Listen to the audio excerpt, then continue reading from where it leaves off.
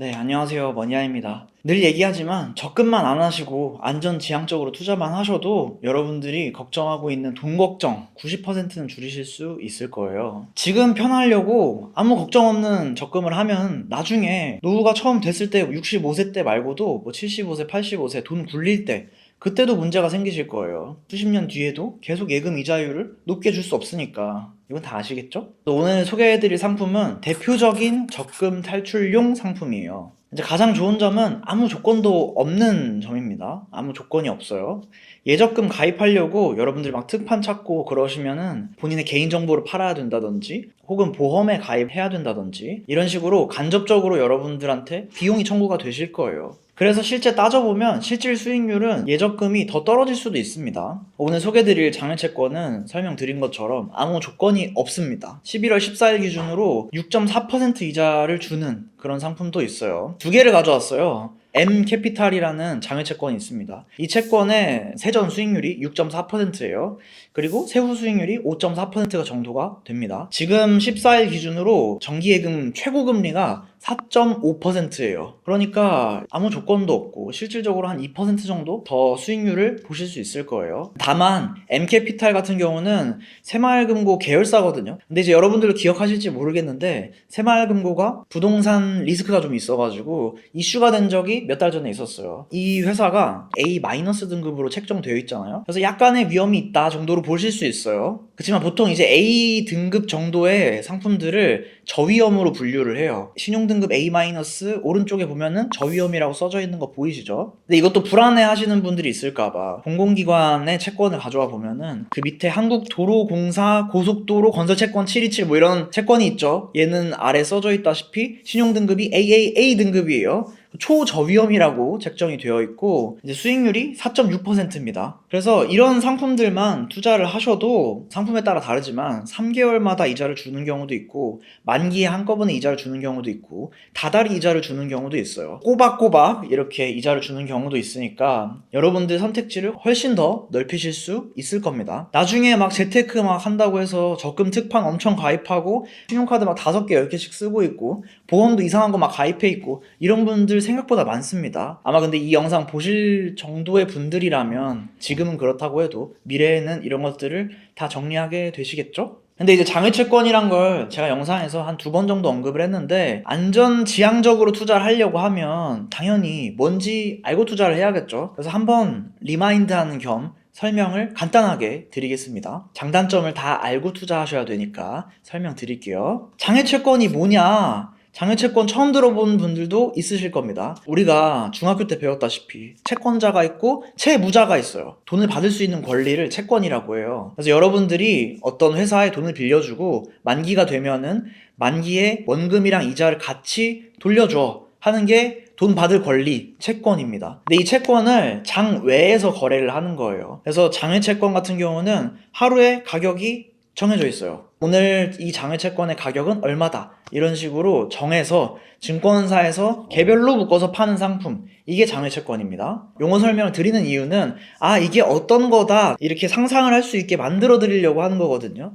여러분들이 그냥 새마을금고에 예금을 한다든지 NH농협은행에 예금을 한다든지 그 은행의 어떤 예금이다 이건 알지만 뭐 NH1934 이런 적금이다 이런 식으로 상품명까지만 디테일하게 다 알고 있고 이런 분들은 거의 없을 거예요. 장외채권도 마찬가지로 따져야 될 건 조금 더 있지만 이런 예금이랑 거의 비슷한 상품이에요. 대신 한 번도 투자를 해보지 않으셨을 테니까 예금이랑 다르게 어떤 것들을 봐야 되는지 설명드려 볼게요. 장단점으로 나눠놨어요. 첫 번째, 예적금보다 더 큰 수익률을 올릴 수 있습니다. 아무래도 그렇겠죠. 방금 설명드렸던 것처럼 어떤 공공기관의 채권들, 캐피탈이나 이런 금융회사들의 채권들, 이런 회사들은 망하기가 쉽지 않아요.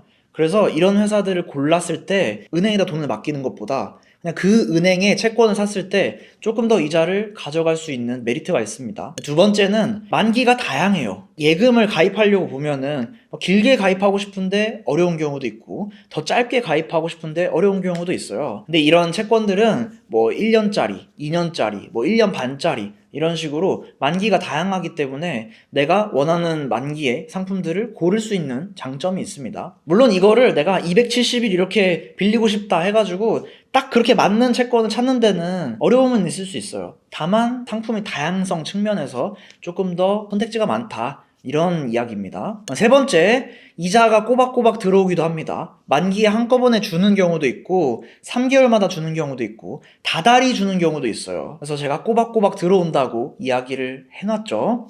꼬박꼬박 들어오기도 합니다. 근데 이제 단점이 더 중요하겠죠. 안전지향 투자자인데 단점을 모르고 투자한다? 그럼 안 돼요. 삼성전자 투자하는데 단점을 모른다? 그럼 안 되는 거잖아요. 그쵸? 투자뿐만 아니라 여러분들이 자동차 운전을 하는데 단점을 모른다, 자동차 운전은 무조건 좋은 거야 하는 분들은 없으시잖아요. 단점을 아니까 안전벨트도 하고 보험 가입도 하고 대처를 할 수 있는 거니까. 단점을 두 가지만 말씀드릴게요. 첫 번째 단점은 발품을 팔아야 돼요. 이 장외 채권들은 증권사에서 만들어낸 상품이라고 했잖아요. 그래서 우리가 은행에서 여기 은행에서는 어떤 예금 있고 여기 은행에서는 어떤 예금 특판하고 이렇게 발품을 파는 것처럼 증권사들에서 발품을 좀 팔아야 돼요. 그래서 삼성증권에서 파는 장외채권이랑 키움증권에서 파는 장외채권이랑은 달라요. 삼성증권에서는 이 채권을 이렇게 쪼개서 상품화한 거고 키움증권에서는 이렇게 쪼개가지고 상품화한 거예요. 이해되시나요?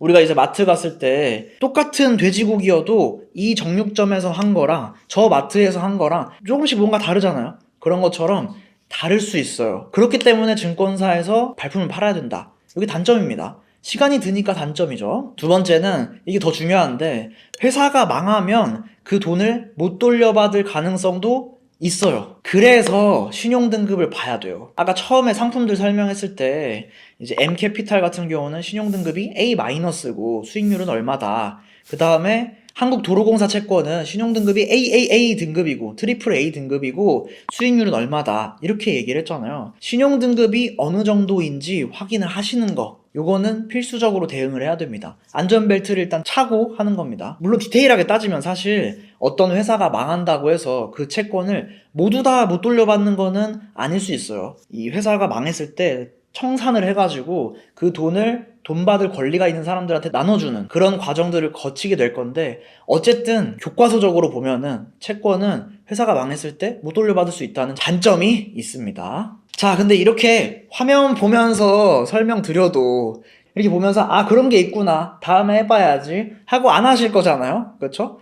제가 카페에다가 한 달에 한 번씩 장외채권 리스트나 이런 것도 정리해서 업로드를 해드리는데, 업로드 해드려도 아마 활용을 잘 안 하실 거예요. 왜 그러냐면 사람은 이렇게 일방적으로 교육을 해도 변하는 게 없거든요. 그렇죠? 그래서 데드라인도 없고 안 할 거예요 아마.